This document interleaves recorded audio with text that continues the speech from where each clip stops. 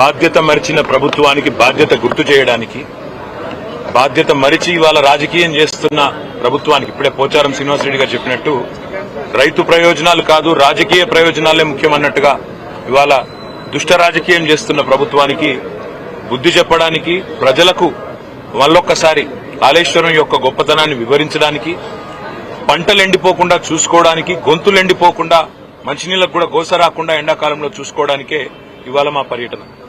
మేడిగడ్డ అనేది ఇప్పుడే పోచారం గారు చాలా స్పష్టంగా చెప్పారు. కాళేశ్వరం ప్రాజెక్టులో 3 బరాజులు, 15 రిజర్వాయర్లు, 21 పంపింగ్ స్టేషన్లు, దాదాపు 1500-1600 కిలోమీటర్ల ప్రవాహ కాలువలు, 270 కిలోమీటర్ల సొరంగ మార్గం, ఇదంతా కలిపితే కాళేశ్వరం. ఇవాళ మా ప్రయాణం మొట్టమొదటిగా ఈరోజు మేడిగడ్డ, తర్వాత అన్నారం పోతా ఉన్నాం. తదనంతరం రాబోయే రోజుల్లో అన్ని రిజర్వాయర్లు కూడా సందర్శిస్తాము, అన్ని చోట్లకు కూడా పోతాము. ఇది మొదటిది మాత్రమే, ఇవాళ పర్యటన మొదటి భాగం మాత్రమే. ప్రభుత్వం తన బాధ్యత మర్చిపోయింది. ఇవాళ వర్షాకాలం లోపల రిపేర్లు చేసి అక్కడేమన్నా సమస్య ఉంటే, సాంకేతిక సమస్య ఉంటే దాన్ని నివారించి రైతులకు నీళ్లు ఇవ్వాల్సిన ప్రభుత్వం బాధ్యత మరిచి మళ్ళొక్కసారి తెలంగాణను ఎడారిగా చేసే ప్రయత్నం ఏదైతే చేస్తున్నదో, దశాబ్దాలు తన పరిపాలనతో కాంగ్రెస్ ఎట్లయితే గోసబుచ్చుకున్నదో తెలంగాణను, మళ్ళా అదే ప్రయత్నం ఏదైతే చేస్తున్నదో దాన్ని ప్రజల దృష్టికి, రైతుల దృష్టికి తీసుకురావడానికే మా ప్రయత్నం. మేము ప్రభుత్వాన్ని ఇప్పుడే పోచారం గారు డిమాండ్ చేసినట్టుగా అడిగేది ఒకటి, మీకున్న అభ్యంతరం ఏంది రిపేర్ చేయడానికి? బాధ్యుల మీద చర్యలు తీసుకోండి, మేము కాదనట్లేదు. తప్పు జరిగితే బాధ్యుల మీద చర్యలు తీసుకోండి, ఏ రకమైన ఎంక్వైరీలు వేస్తారో వేసుకోండి, కానీ మా మీద కోపం రైతుల మీద తీర్చుకోకండి.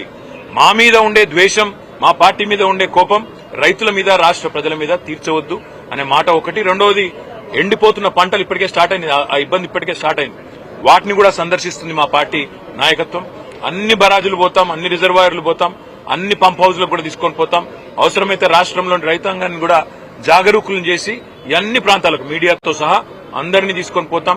కాళేశ్వరం యొక్క సమగ్ర స్వరూపం, ప్రజాధనంతో కట్టిన ప్రాజెక్టును ఇవాళ పూర్తి స్థాయి దుష్ట ఆలోచనతో, ఒక కుట్రతో కూల్చే ప్రయత్నం ఏదైతే ప్రభుత్వం చేస్తున్నదో, వరద నీటిలో కొట్టుకుపోవాలి, రిపేర్ చేయకపోతే వర్షాకాలంలో వరద వస్తే మొత్తం బరాజ్ కొట్టుకుపోవాలన్న ఆలోచన ఏదైతే చేస్తున్నదో దాన్ని ప్రజలకు చెబుతాము. ఇవాళ ఒకవైపేమో పంటలు ఎండుతున్నాయి, ఇంకోవైపేమో కిందికి నీళ్లు సముద్రంలోకి వృధాగా పోతా ఉన్నాయి. అవి చూడడానికి, చూపెట్టడానికి, ప్రజలకు అర్థం చేయించడానికి పోతా ఉన్నాం. మిగతా విషయాలు రానున్న రోజుల్లో, వారం 10 రోజుల్లో రోజు మాట్లాడుకుందాం. తప్పకుండా మా నాయకులు అందరం కూడా అన్ని రిజర్వాయర్లు గాని, అన్ని పంపింగ్ స్టేషన్లు గాని, అన్ని ప్రవాహ కాలువలు గాని అన్ని చోట్ల కూడా పోతాం. ఇది మొదటిది మాత్రమే మాట నేను మీకు విజ్ఞప్తి చేస్తాను.